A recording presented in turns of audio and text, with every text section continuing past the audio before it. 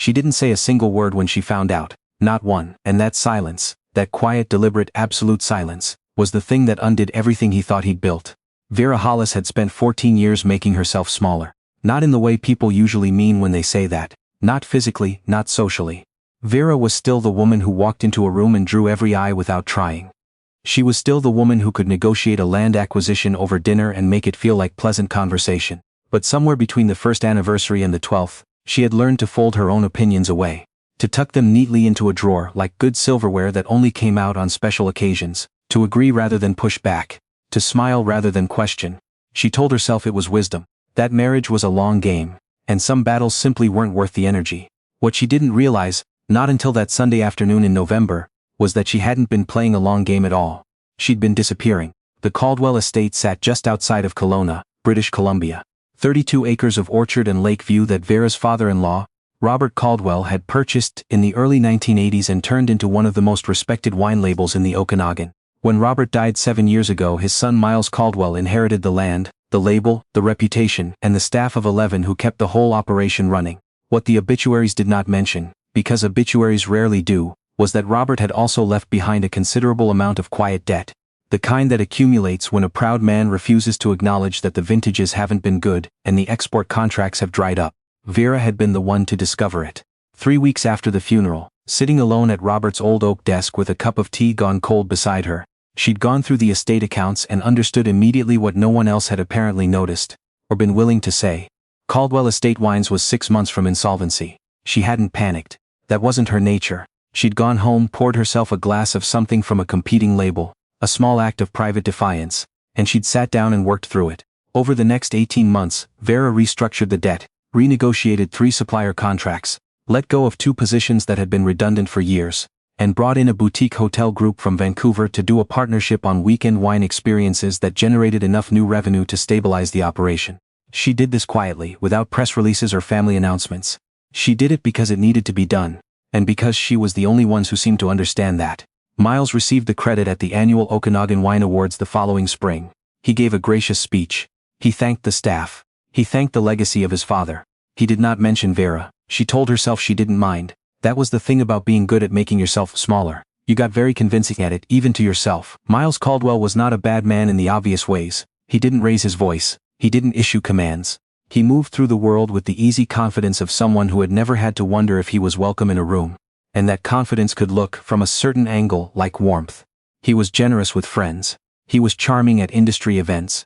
He coached youth hockey on Saturday mornings during the winter because he liked it, not for appearances. And the kids genuinely adored him. What he was, Vera came to understand over many years of very careful observation, was a man who had never been required to see her, not truly. He saw a version of her, the version that complemented him, that managed the logistics of their life together, that was competent and calm and didn't make scenes. He loved that version. He just never asked what lay beneath it. She might have gone on that way indefinitely. People do. You find a shape for your life and you inhabit it, and the years accumulate and you tell yourself the trade-offs are worth it. The lake view in the morning, the sense of purpose in the work, the knowledge that you were at least useful. But then came the Sunday in November.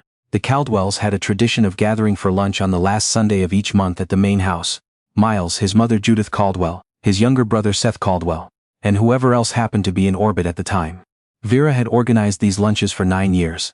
She ordered the food, coordinated around everyone's schedules, set the table in the dining room overlooking the vineyard.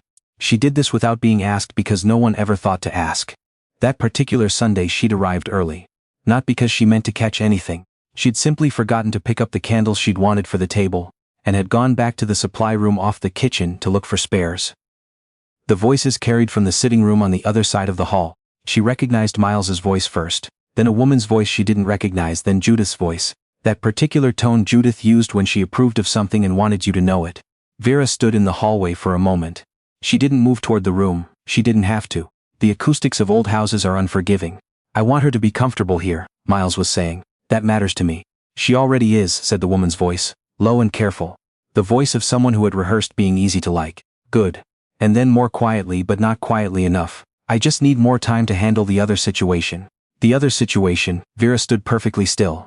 Later she would try to reconstruct what she felt in that moment and she would find that it wasn't shock. That was the part that surprised her most. There was something underneath the shock. A kind of recognition. Like the first bar of a song you've heard before but couldn't place until just now. She put the candles down on the hall table. She smoothed the front of her jacket. And she walked into the sitting room. Judith was in her usual chair by the window, straight-backed and composed in the way only women of her generation managed, as if posture were a moral position. Seth was on the sofa, holding a glass of sparkling water with the particular restlessness of a man who would rather be somewhere else. And Miles was standing by the fireplace. Beside him stood a woman Vera had never seen before in her life. She was perhaps 32. Dark hair pulled back in the kind of effortless knot that takes practice to make look effortless. She was wearing a wool blazer in a deep rust color that was clearly expensive in the understated way that people who grew up around money learned to be. She held her wine glass the way someone holds something they know the value of, and she was looking at Vera with an expression that was, and this was the detail Vera never forgot, not surprised, not guilty, not apologetic. She was looking at Vera with the expression of someone who had been told about her, who had been given a version of her, who had decided based on that version that she didn't need to be afraid. Vera, Miles said. His voice was smooth. It was always smooth. You're early. I came back for candles, Vera said. She looked at the woman. She waited. Miles moved his hand to the woman's elbow, a small gesture, proprietorial, protective. This is Darcy Wren. She's been helping with the new tasting room development. Darcy Wren extended her hand. I've heard a lot about you. Vera shook it. Darcy Wren's grip was firm and confident and meant to communicate something. I'm sure, Vera said pleasantly.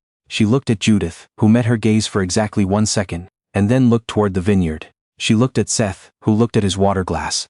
She looked at Miles, who was watching her with the careful attention of someone who has laid a trap and is now uncertain whether the trap was a good idea. Vera smiled. It was a genuine smile in the sense that she had control of every muscle in her face and she deployed it precisely. I'll get the table set, she said. She went to the kitchen. She set the table. She served lunch. She listened to Miles describe Darcy Wren's background in hospitality design.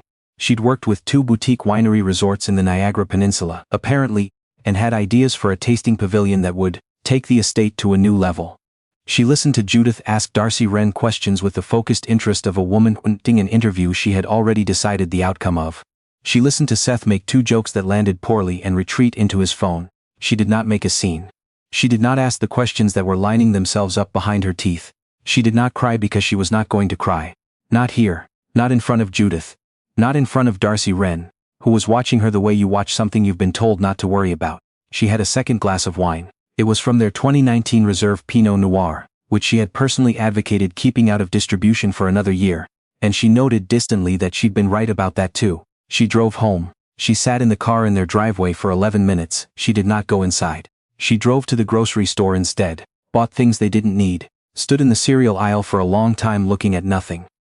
There are moments when you understand that your life has split, that there is a before and an after, and the after has already begun whether you're ready or not. Vera had always believed she would respond to such a moment with action. She was an action-oriented person. She solved problems. She made decisions quickly and moved. What she discovered, standing in the cereal aisle of a grocery store in Kelowna in November, was that the most important decisions of her life were going to require something much quieter. She went home. She made dinner. She was pleasant. She went to sleep, and she began to think. Over the following 6 weeks, Vera did something she had never properly done in 14 years of marriage. She read everything. Not in a panicked, searching way, methodically. Every account she had access to, which was all of them, because she was the one who had always managed the finances. Every contract, every shareholder agreement, every legal document she had signed in the history of their marriage and the management of Caldwell Estate Wines. What she found was instructive. When she had restructured the estate's debt after Robert's death, she had done it with her own capital, an inheritance from her own father that she had quietly invested over a decade. Never mentioning it to Miles because Miles had never asked. The infusion of capital was documented, but the structure of the documentation she realized now was not what she had thought. She had signed the funds in as a personal loan to the estate, not a gift, not a share purchase, a loan. She called her cousin Faye, who was a solicitor in Calgary. They had lunch on video call. Vera did not tell Faye everything. She told her enough. Faye said, after looking at the documents Vera sent, if the estate were ever to change hands or refinance, that loan comes due. Yes, Vera said. Miles would know that. Miles has never read the documents, Vera said. He trusted me to handle it. There was a pause on Faye's end. What are you thinking about doing? Faye asked carefully. Vera thought about Judith Caldwell's face, that 1 second look before she turned away.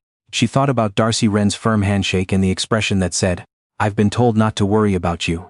She thought about 14 years of lunches organized and speeches not acknowledged, and opinions folded into drawers. I'm thinking, Vera said, very carefully. The second thing she discovered during those 6 weeks was the development agreement. Miles had filed it with the regional municipality 3 weeks before that Sunday lunch, a proposal to convert 40% of the estate's non-producing acreage into a boutique resort development.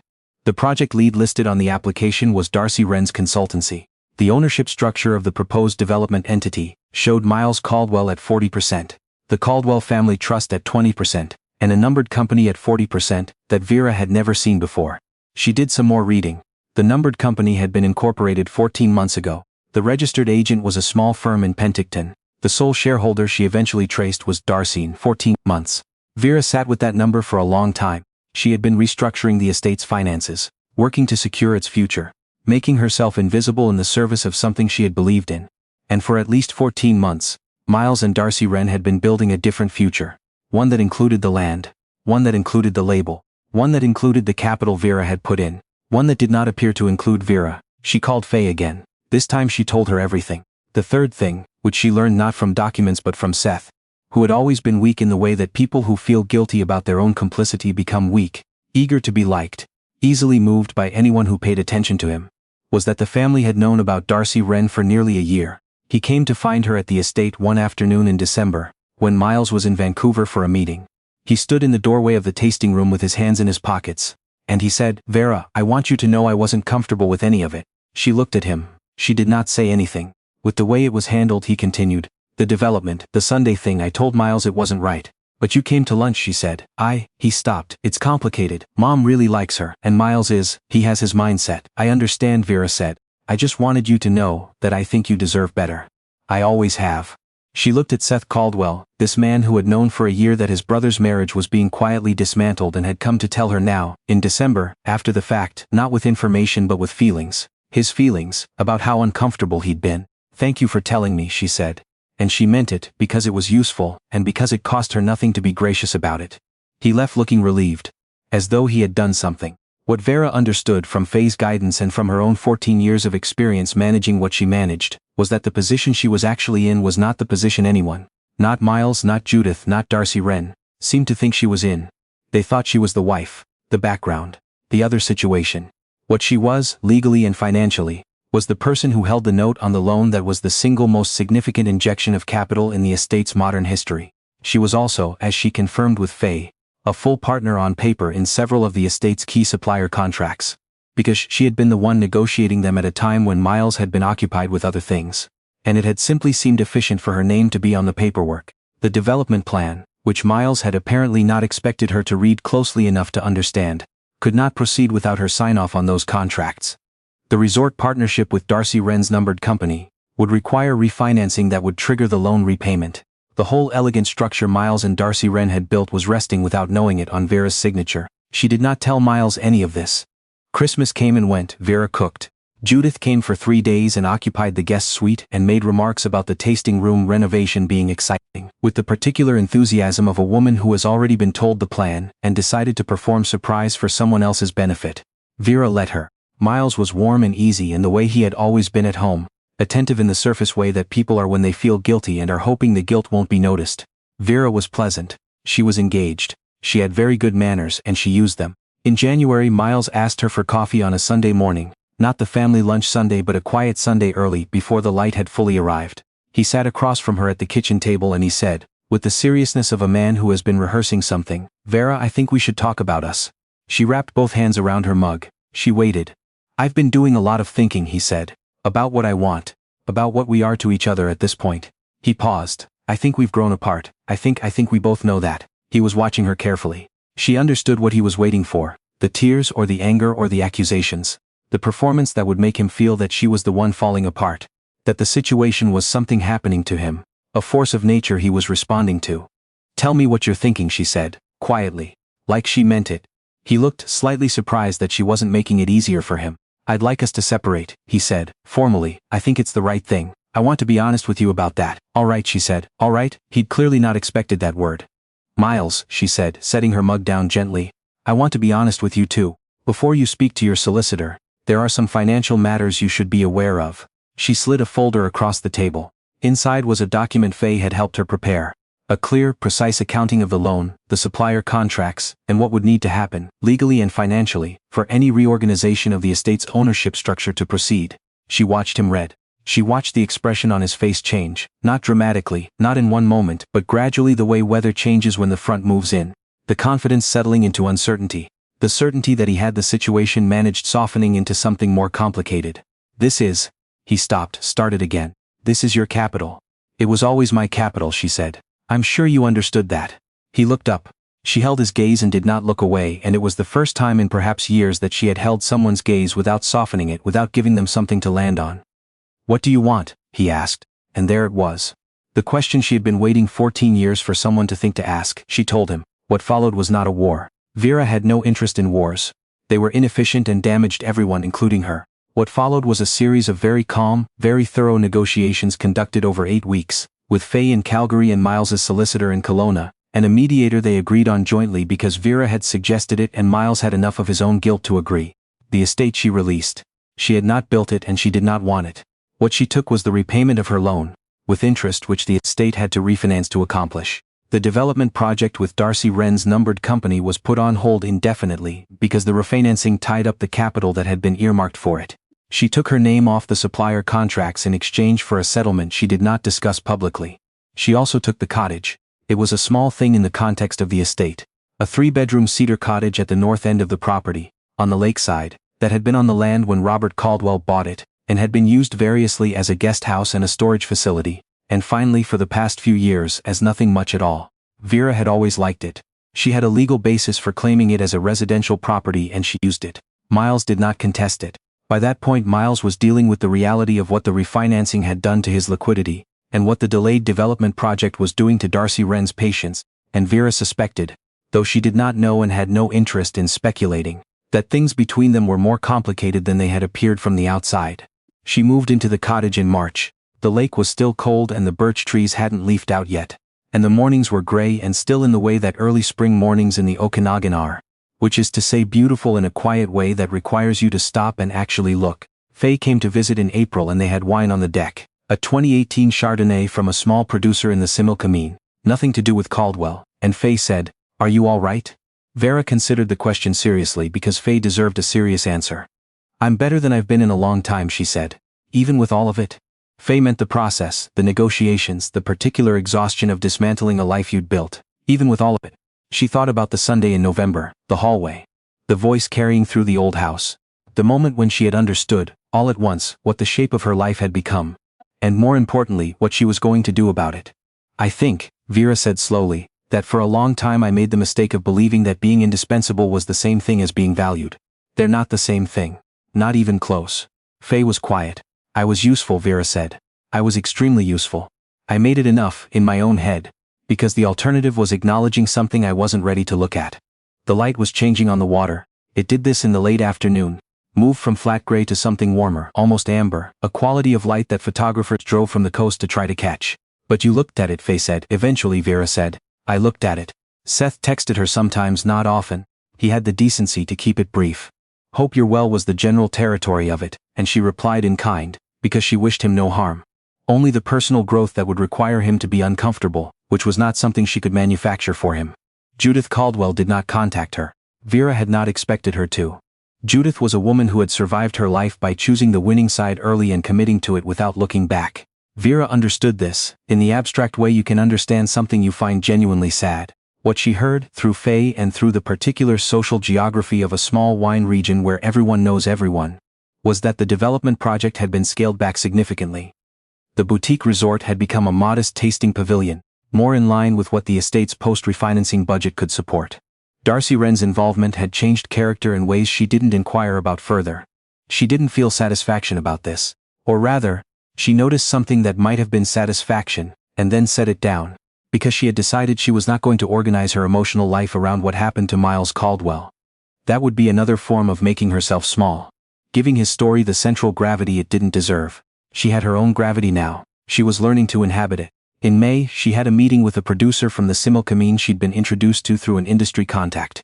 A woman named Celeste who had 60 acres, 2 decades of expertise, and no business sense whatsoever, and who had been quietly hemorrhaging money for 3 years.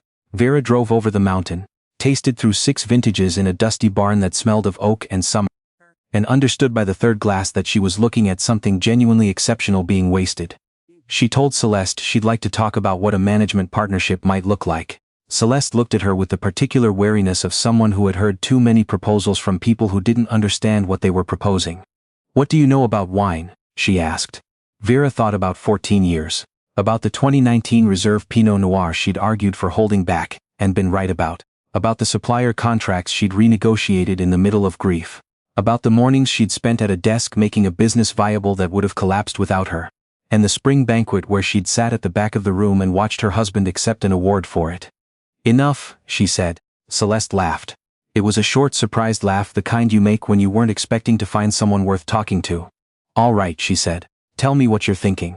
That evening, driving back over the mountain as the sun went down behind it, and the valley spread out below her in the last good light, Vera Hollis thought about what it meant to begin, not to start over. She had always resisted that framing, with its implication that what came before was wasted, that you were supposed to erase it and pretend the years hadn't happened. The years had happened.